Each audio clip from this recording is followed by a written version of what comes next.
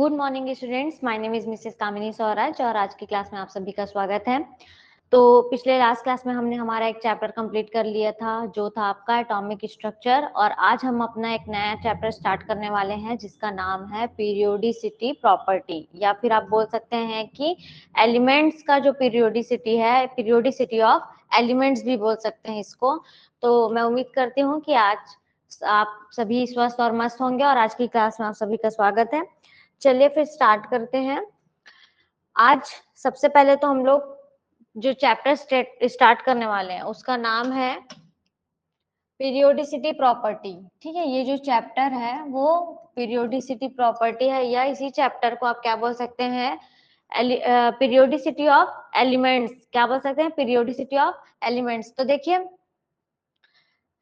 1870 के आसपास जब साइंटिस्ट क्या कर रहे थे, स्टडीज कर रहे थे, तो उनको बहुत सारे एलिमेंट्स के ग्रुप फाइंड आउट हुए। उनमें से जो डोबे राइनर करके एक साइंटिस्ट है जो कि एक जर्मन साइंटिस्ट है, उन्होंने क्या किया कि जो एलिमेंट्स के 3 ग्रुप थे, 3 ग्रुप का कुछ एलिमेंट्स था, उसको फाइंड आउट किया। ठीक है, उसको उनका जो क्रिएशन देखा कि पीरियोडिक टेबल जो है उसमें उन्होंने 3 एलिमेंट्स के ऐसे ग्रुप को फाइंड आउट करा जिन ग्रुप्स की जो प्रॉपर्टीज थी उसमें जो पहले और तीसरे एलिमेंट्स का जो एवरेज था वो सेकेंड एलिमेंट के बराबर था।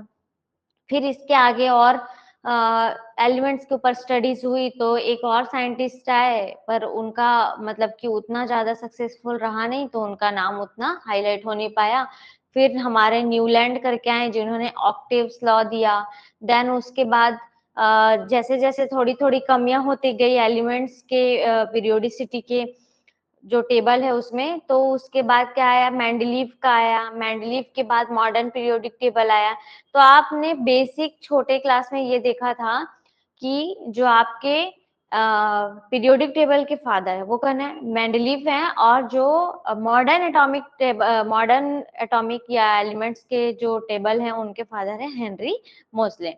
तो आज हम इन्हीं के बारे में बेसिकली स्टार्ट करने वाले हैं कि क्या क्या कौन कौन से जो हमारे जो एक्सपेरिमेंट रहे हैं जो हमको एक फाइनल पीरियोडिक टेबल को समझने के लिए हेल्प करेंगे। चलिए स्टार्ट करते हैं। तो ये कुछ जो है टॉपिक, जैसे Dobereiner triads, Newland law of octaves, Mendeleev periodic laws, modern periodic table, ये हमको देखना है कि इनका क्या क्या कॉन्सेप्ट रहा है। तो सबसे पहले तो हम क्या करेंगे, डोबेराइनर का ट्राइड्स देखते हैं। ये है बच्चा कि 1870 के आसपास ये क्या हुआ है, बाई जर्मन साइंटिस्ट। कौन थे ये? German scientist Dobereiner, German scientist. ठीक है, जर्मन साइंटिस्ट डोबेराइनर के द्वारा ये जो आपका एलिमेंट था, ठीक है, ये एलिमेंट का जो टेबल था वो क्रिएट हुआ। अब इसमें क्या था, चलिए सबसे पहले वन बाय वन समझते जाते हैं। Dobereiner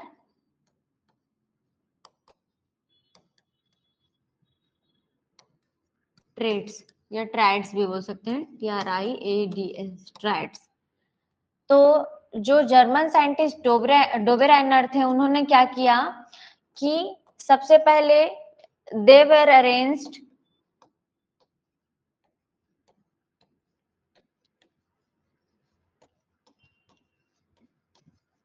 elements in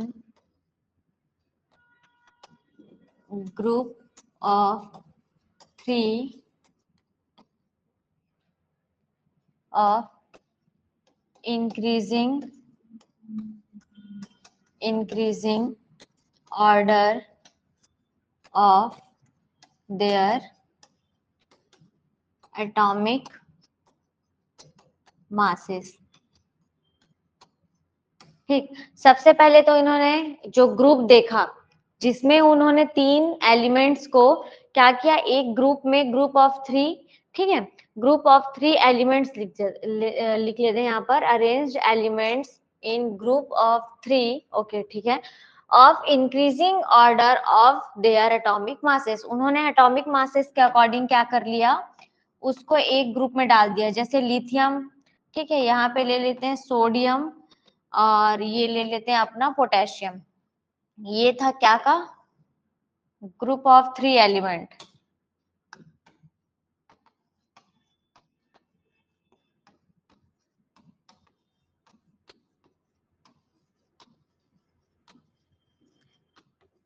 group of 3 elements. Okay, अब यहाँ पर आपको पता है जो लिथियम है उसका एटॉमिक नंबर 3 होता है, सोडियम का 11 और पोटेशियम का 19। ठीक, ये हमको क्या हुआ, पहले जब इन्होंने इसको क्या किया, ग्रुप जब 3 एलिमेंट्स का इन्होंने इंक्रीजिंग ऑर्डर में लिया तो ये अपने एलिमेंट्स को एटॉमिक नंबर के अकॉर्डिंग नहीं जमा रहे थे, ये उसको एटॉमिक मास के अकॉर्डिंग। ठीक है, डेफिनेशन में लिखा भी हुआ है 7, ये हो गया आपका 23 और ये हो गया आपका 39। ठीक, तो ये जो एलिमेंट है वो उनको एटॉमिक नंबर के अकॉर्डिंग नहीं जमा कर रहे थे या उनको सीक्वेंस में नहीं जमा रहे थे, बल्कि वो उनको एटॉमिक मास के इंक्रीजिंग ऑर्डर के अकॉर्डिंग सीक्वेंटली क्या कर रहे थे, जमा रहे थे। तो 3 का जो उन्होंने ग्रुप लिया था उसमें क्या हो रहा था, उनके कॉन्सेप्ट के अकॉर्डिंग ये जो पहला एलिमेंट है ना, फर्स्ट जो एलिमेंट था ये सेकेंड एलिमेंट हुआ और ये हुआ आपका थर्ड एलिमेंट। तो ये जो फर्स्ट एलिमेंट और जो थर्ड एलिमेंट था इनका जो एवरेज था, ठीक है, ये किसके बराबर था, सेकेंड एलिमेंट के बराबर था। कैसे था, चलिए देखते हैं इसको, इसे थोड़ा सा शॉर्ट करते हैं। हाँ, क्लियर है ना स्क्रीन पे? ओके, ठीक, चलिए अब देखिए, अगर हमने इसका एवरेज निकाला तो कैसे वो सेकेंड एलिमेंट के अकॉर्डिंग आएगा, देखिए लिथियम का हो गया 7, सोडियम का हो गया आपका 23, मास ना, हम मास देख रहे हैं। ठीक, और पोटेशियम का हो गया आपका 39। तो फर्स्ट और थर्ड का आपको क्या निकालना है, एवरेज निकालना है, और कितना आना चाहिए, 23 आना चाहिए। तो 39 प्लस 7 कितना हो रहा है, डिवाइडेड 2, ये हो गया आपका 46 डिवाइडेड 2। अब इसको सॉल्व करो, आया 23 इसका एवरेज, दिख रहा है, क्लियर है कि इसका एवरेज कितना है 23। तो अकॉर्डिंग टू डोबेराइनर क्या कर रहे थे, वो जो ग्रुप ऑफ 3 एलिमेंट्स था उसमें पहले एलिमेंट और तीसरे एलिमेंट का जो एवरेज था एटॉमिक मास का, किसका एवरेज, एटॉमिक मास का जो एवरेज था वो कौन से एलिमेंट के बराबर था, सेकेंड एलिमेंट के एटॉमिक मास के बराबर था। तो इस तरह से उनका जो ये कॉन्सेप्ट था वो कुछ कुछ एलिमेंट्स पे ही क्या किया, काम आया, बाकी एलिमेंट्स को वो डिफाइन नहीं कर पाया। ठीक, तो इसमें से एक दो और सीरीज था, एक था कैल्शियम वाला। ठीक है, कैल्शियम है इसमें, ये कैल्शियम का आपका क्या हो गया, 40 हो गया। ठीक, कैल्शियम के बाद स्ट्रॉन्सियम, ठीक, और ये बेरिलियम, ये वाला सीरीज इन्होंने लिया। तो वैसे ही कुछ कुछ ही एलिमेंट ऐसे थे जिनको एटॉमिक मासेस के अकॉर्डिंग वो 3-3 के एलिमेंट के ग्रुप में जमा पाए, और उनका जो बिहेवियर था पहले एलिमेंट का और तीसरे एलिमेंट का, दोनों के मास का जो एडिशन था, उनका जो एवरेज था वो सेकेंड एलिमेंट के बराबर था। तो बहुत सारे एलिमेंट पे तो ये काम ही नहीं किया, तो ये सक्सेसफुल होता क्या, बहुत टाइम तक नहीं हो पाया, इसमें कुछ कमियां रह गई इसी ड्रॉबैक के कारण, क्योंकि ये सारे एलिमेंट्स को तो क्या नहीं कर पाया, एक्सप्लेन नहीं कर पाया ना। तो इसी वजह से क्या हुआ, फिर अगले साइंटिस्ट को क्या हो गया, और आइडियाज आ गए कि अब इसमें और क्या चीजें हम सुधार सकते हैं। तो ये था आपका Dobereiner triads.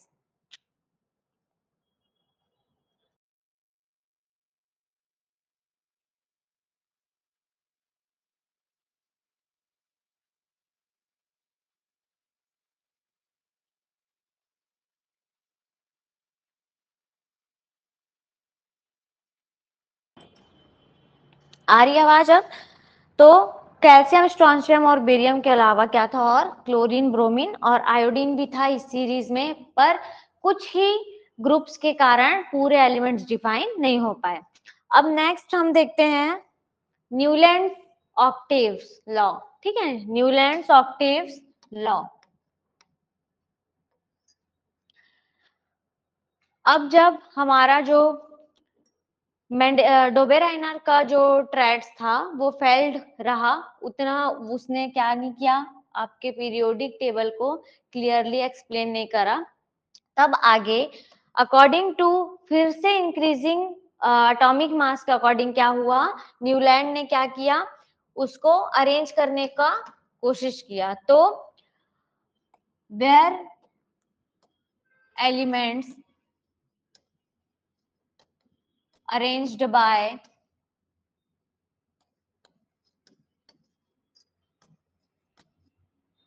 according to atomic masses। तो फिर से क्या हुआ कि एलिमेंट्स को अकॉर्डिंग टू एटॉमिक मासेस के हिसाब से क्या किया, अरेंज किया गया। और इस बार इसको जो न्यूलैंड ऑक्टेव्स क्यों बोलते हैं, न्यूलैंड का अष्टक नियम, इट मींस कि इसमें 8 एलिमेंट्स लिए गए, ठीक है। ग्रुप ऑफ, ये किस पे काम कर रहा था, group of 8 elements where first elements property similar as 8th element। तो जो न्यूलैंड का ऑक्टेव्स लॉ है उसके अकॉर्डिंग जो पहले एलिमेंट था और जो 8वें एलिमेंट था उनकी प्रॉपर्टीज क्या कर रही थी, मैच कर रही थी। तो उन्होंने उसको उसी हिसाब से उसी पेयर के अकॉर्डिंग क्या कर दिया, इंक्रीजिंग ऑर्डर में मास के अकॉर्डिंग जमाया। साथ में इसमें एक और चीज है, this law is applicable for only atomic number 20th element. ये जो न्यूलैंड का ऑक्टेव्स लॉ था वो 20 तक के एलिमेंट्स के लिए क्या कर रहा था, एप्लीकेबल था। चलिए देखते हैं अब, ये पॉइंट्स आपको क्लियर होंगे। ओके, इसका एग्जांपल देखते हैं, आइए। एग्जांपल के तौर पे उन्होंने एटॉमिक मास के अकॉर्डिंग देख लीजिए इसको क्या किया है, अरेंज किया है। Lithium, beryllium, boron, carbon, nitrogen, oxygen, fluorine. इसमें क्या है, आपका इनर्ट गैस उस टाइम पे डिस्कवर नहीं हुआ था, जैसे हीलियम हो गया, ठीक है, और क्या हो गया, नियॉन हो गया। ये तो क्या है, हेलोजन है फ्लोरीन तक, ठीक है। उसके आगे क्या था, नियॉन, लेकिन नियॉन डिस्कवर नहीं हुआ था। तो वो चीज भी यहाँ आप ऐड कर दीजिए। दैट टाइम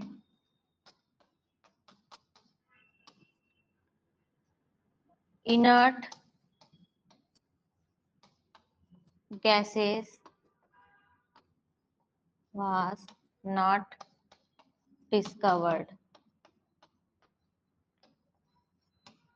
ठीक, क्लियर है इतना। चलिए, तो अब इसमें देख लीजिए 1 2 3 4 5 6 7 और ये था 8। इट मीन्स कि लिथियम का क्या था, ये तो लिथियम को छोड़ दो, अभी 1 2 3 4 5 6 7, ठीक है। तो लिथियम का जो, यहां से देखो, लिथियम से काउंट करोगे तो लिथियम का जो प्रॉपर्टी है वो किससे मैच करेगा, सोडियम से मैच करेगा। बेरिलियम का किससे मैच करेगा, मैग्नीशियम से। बोरॉन का एल्यूमिनियम से। कार्बन का सिलिकॉन से। ठीक, कैसे, अब बेरिलियम से काउंट करो, 1 2 3 4 5 6 7 8। तो बेरिलियम के लिए 8वां एलिमेंट कौन सा हुआ, मैग्नीशियम हुआ। एक मिनट, देखिए यहाँ पे एक चीज ठीक करिए, हम काउंटिंग गलत कर रहे हैं। 8th एलिमेंट के साथ मैच करेगा, तो हम फर्स्ट एलिमेंट को अभी देखते हैं, ठीक। Lithium, beryllium, boron, carbon, nitrogen, oxygen, fluorine. ठीक है, उसके बाद इसको मैं यहाँ से नीचे शिफ्ट करती हूँ। ठीक है, ये हो गया आपका sodium, magnesium, aluminium, silicon, phosphorus, sulphur. ठीक है, उसके सल्फर के बाद क्या था आपका पोटेशियम, कैल्शियम। ठीक है, सल्फर के बाद आपका एल्यूमिनियम। ठीक है, एल्यूमिनियम था, एल्यूमिनियम, पोटेशियम। फिर ऑर्गन नहीं लेंगे क्योंकि इनर्ट गैस उस टाइम पे क्या नहीं हुआ था, डिस्कवर्ड नहीं हुआ था। क्लियर है इतना? ठीक, तो lithium, beryllium, boron, carbon, nitrogen, oxygen. अब यहाँ से देख लीजिए, ये पहला एलिमेंट है, तो 1 2 3 4 5 6 7 8, ये पहले एलिमेंट का ये वाले 8th एलिमेंट के साथ क्या होगा, आपका प्रॉपर्टीज क्या करेगा, मैच करेगा। क्लियर है? पहले एलिमेंट का 8th एलिमेंट से, तो लिथियम का किससे मैच करेगा, मैग्नीशियम से, फिर बेरिलियम का एल्यूमिनियम से, बोरॉन का सिलिकॉन से, कार्बन का फास्फोरस से, नाइट्रोजन का सल्फर से, ऑक्सीजन का एल्यूमिनियम से। इस तरह क्या होते जाएगा, 8th एलिमेंट के साथ पहले एलिमेंट का प्रॉपर्टी मैच करते जाएगा। क्लियर है?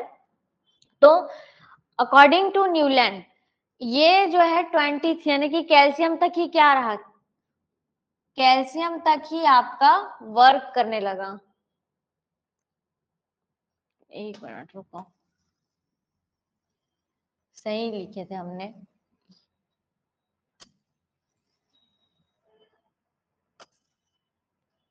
ठीक, तभी वो जा करके किससे मिलेगा, कैल्शियम से। यहाँ क्या था, lithium, beryllium, boron, carbon, nitrogen, फिर ऑक्सीजन, फिर फ्लोरीन। फिर यहाँ से क्या था, सोडियम, फिर magnesium, aluminium, silicon, phosphorus, sulphur. फिर उसके बाद सल्फर के बाद क्या था आपका, मैग्नीशियम, एल्यूमिनियम, सल्फर के बाद सल्फर, उसके बाद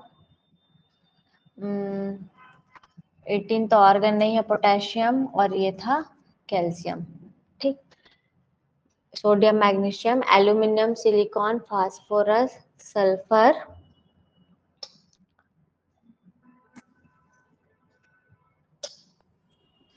कुछ भूल रहे हैं क्या? नहीं, ठीक, ओके।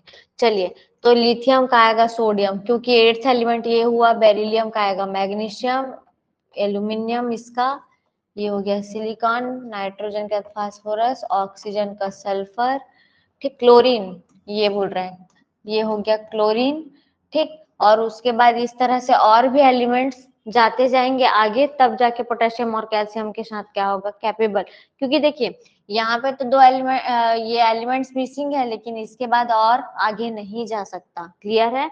तो लिथियम और जो सोडियम है उनका फिजिकल और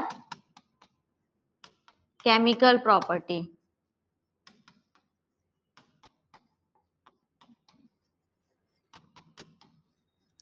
क्या कर मैच करेगा, इसीलिए न्यूलैंड ने 20 तक के एलिमेंट को क्या किया, अकॉर्डिंग टू एटॉमिक मास में इंक्रीजिंग ऑर्डर में जमाया। लेकिन उसके बाद क्या, कुछ एलिमेंट्स के होने के बाद बहुत सारे एलिमेंट्स फिर से छूट गए, और यही ड्रॉबैक के कारण फिर से हमारा अब नेक्स्ट क्या आ जाएगा, नेक्स्ट डिस्कवरी होगा, जो कि क्या है हमारा मेंडलीव का पीरियोडिक लॉ। और जो मेंडलीव है इन्हें ही क्या कहा जाता है, फादर ऑफ पीरियोडिक टेबल। मैं ऐसे पीटी लिख दे रही हूँ, ठीक है, पीरियोडिक टेबल। तो जो मेंडलीव है उन्हें ही फादर ऑफ पीरियोडिक टेबल कहा जाता है, क्योंकि मेंडलीव का जो हम अभी देखने वाले हैं पीरियोडिक टेबल, उसमें बहुत सारे जो एलिमेंट्स का जो प्रॉपर्टीज है उसको बहुत अच्छे से क्लियरली समझाया गया है। लेकिन वो भी किसके अकॉर्डिंग था, एटॉमिक मास, बट उसमें मच बेटर इंप्रूवमेंट था अकॉर्डिंग एज कंपेयर टू आपका डोबेरिनियर और न्यूलैंड। ठीक, चलिए आइए देखते हैं फिर। अब ये था मेंडलीव।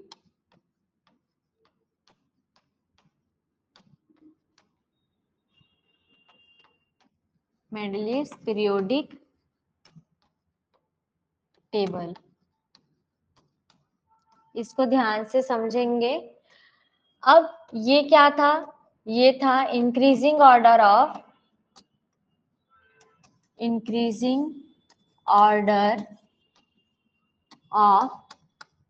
Atomic mass.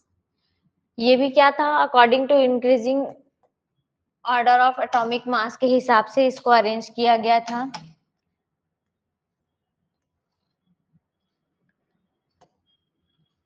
इसे और क्या बोलते हैं, मेंडलीव को फादर ऑफ पीरियोडिक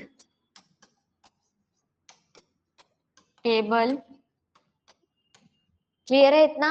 साथ में मेंडलीव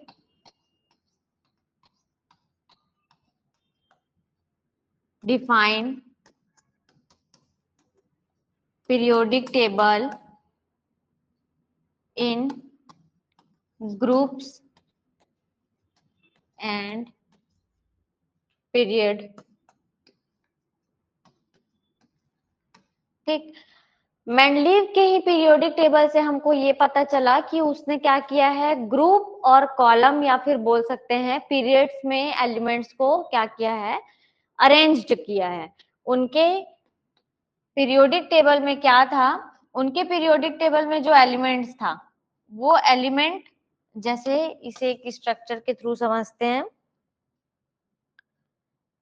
मैं एक बार चेक करती हूँ, हमारे पास है भी फाइल, ठीक है, इसमें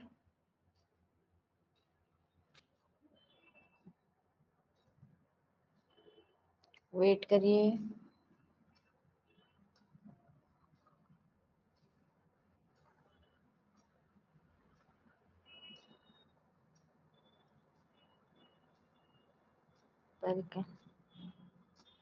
देखते हैं ये आना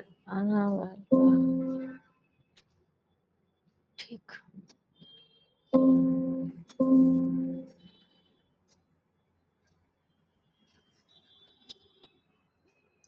नहीं, ओके, एक बार और चेक करते हैं।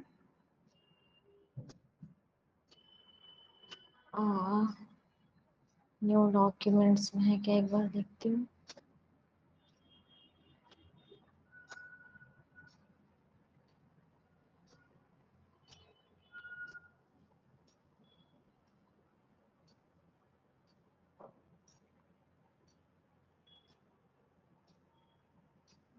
अच्छा, ये chapter 2,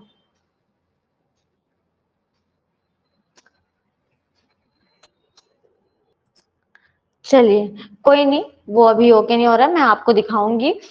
physical and chemical properties के साथ जो न्यूलैंड ने अपना सॉरी क्या था आपका, मेंडलीव ने जो आपका एलिमेंट्स के प्रॉपर्टीज को एक्सप्लेन किया, वो बाकी प्रीवियस जो पीरियोडिक टेबल था उसमें एक्सप्लेन नहीं किया गया था। तो यहाँ से बहुत अच्छे से क्लियर हो रहा था कि जो हमारा पीरियोडिक टेबल है उसमें ऑलरेडी क्या था कि ग्रुप और कॉलम डिफाइन किए जा चुके थे। उसमें ग्रुप और कॉलम को क्या किया जा चुका था, डिफाइन किया जा चुका था, जो कि समझने के लिए बहुत ही हेल्पफुल था, किसको, पीरियोडिक टेबल को। ठीक, तो जो मेंडलीव थे उन्होंने, जैसे देख लीजिए, ये हो गया आपका इंक्रीजिंग ऑर्डर में हाइड्रोजन। ठीक है, फिर हाइड्रोजन के बाद इन्होंने क्या किया, हीलियम, वहां अब हो चुका था इसका डिस्कवरी। फिर हाइड्रोजन, ये तो ऐसा था ना हीलियम, ठीक है, उन्होंने इसको कैसे, मैं आपको दिखा रही हूँ बना के, हीलियम इस तरह से उन्होंने इसको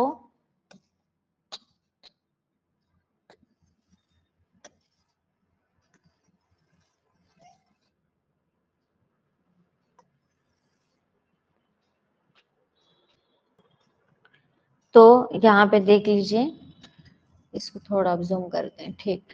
तो जब मेंडलीव ने क्या किया, एलिमेंट्स को जमाना चालू किया, ठीक है, ये हो गया आपका,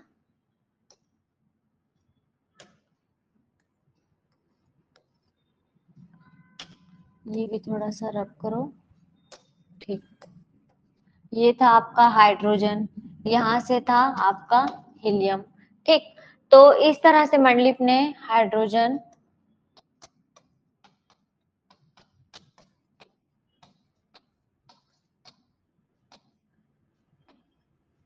SC है, ये है ट्रांसशियम, ठीक, SC। तो इस तरह से जो डोबेराइनर आपका, सॉरी, मेंडलीव, क्या था इनके पास, 7 पीरियड्स था और ग्रुप्स कितने थे, 8 थे।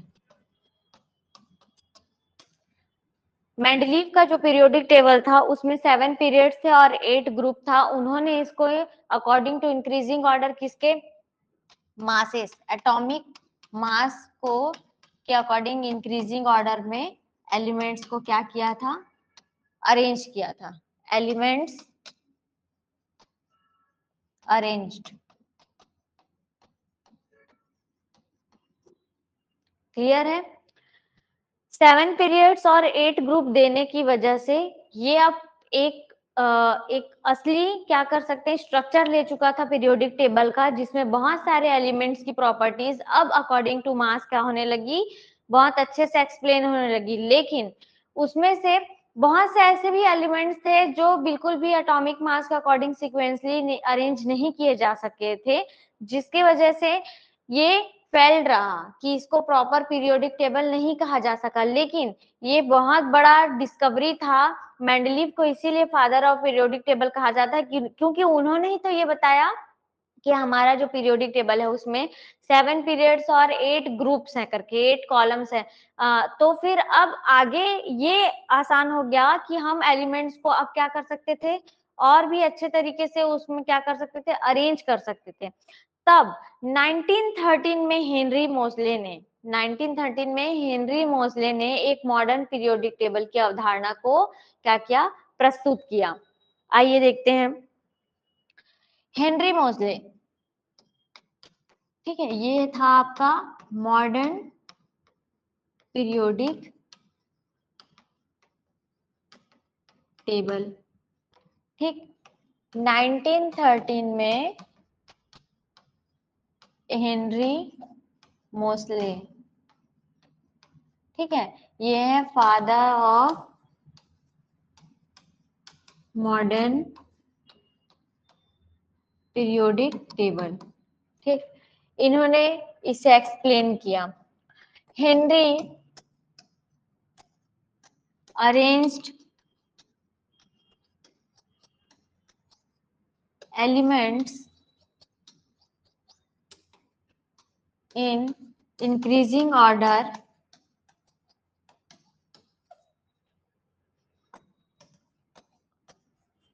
of their atomic number।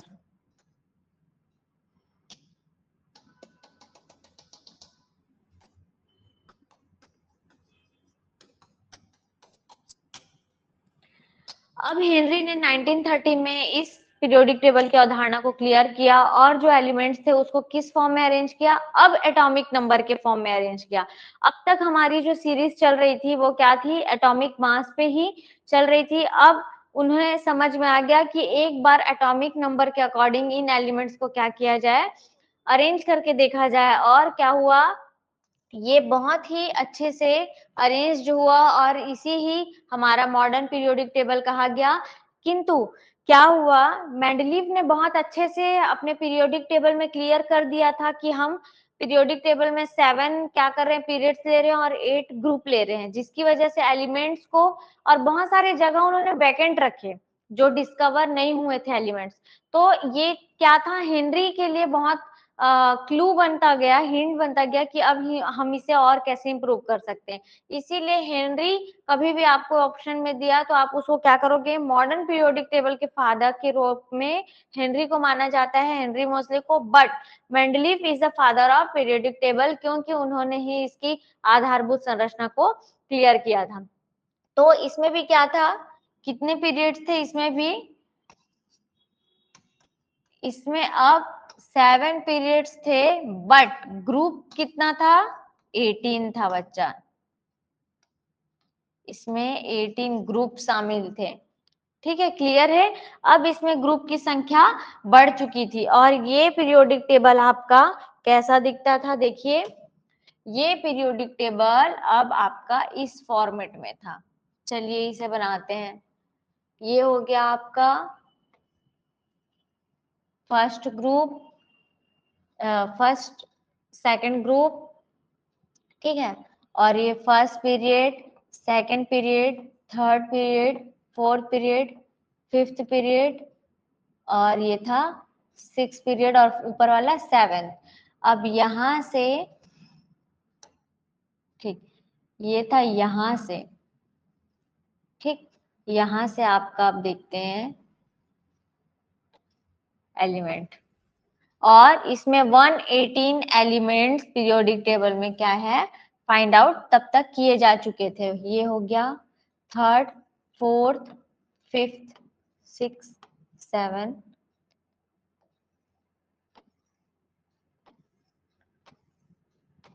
अब ये 10 है क्या, देखो 1 2 3 4 5 6 7 8 9 10, ओके ये 10 हुआ। अब यहाँ पर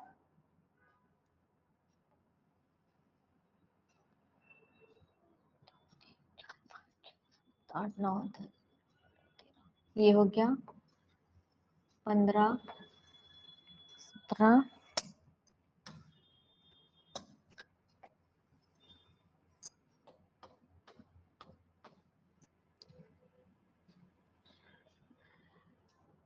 अब देखिए यहाँ पर ये 1 2 3 4 5 6 7 8 9 10 11 12 13 14 15, ठीक है।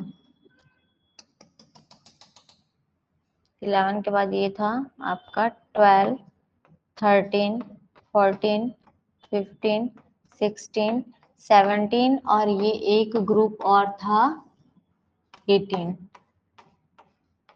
ये था हीलियम, ये था 18th ग्रुप, और ये था हाइड्रोजन, ठीक है। ये फर्स्ट ग्रुप आपका हाइड्रोजन है, और ये था आपका first group hydrogen, lithium, sodium, potassium, rubidium, caesium, francium, ठीक, बेरिलियम, बोरॉन, कार्बन, नहीं,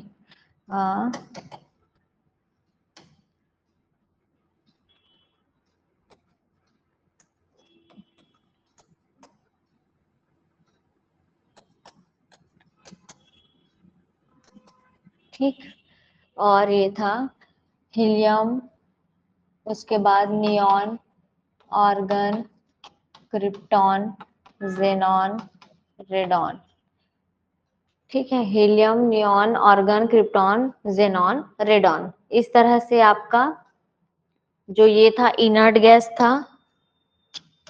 यहाँ पे ये देखो, ये था पीरियड फर्स्ट P1, यहाँ से ये हो गया P2, ठीक, फिर ये था आपका पीरियड P3, ये वाला पीरियड हो गया बच्चा आपका P4, ये P5, ठीक है।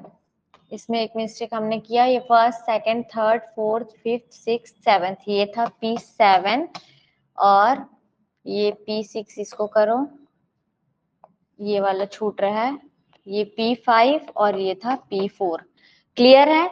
तो कितना पीरियड था आपका, पीरियड यहाँ पर 7 था, और ग्रुप यहाँ पे आप देख रहे हो 18 ग्रुप था, और टोटल 118 एलिमेंट इस पीरियोडिक टेबल में क्या है, प्रेजेंट है। अभी प्रेजेंट में 118 तत्वों यानी कि एलिमेंट्स की खोज की जा चुकी है।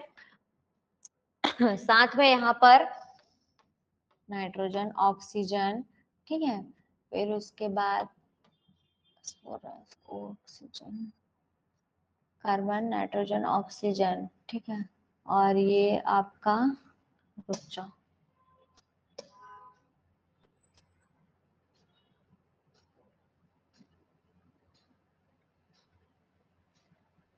ये हो गया फ्लोरीन, ये हो गया आपका फ्लोरीन, ठीक है।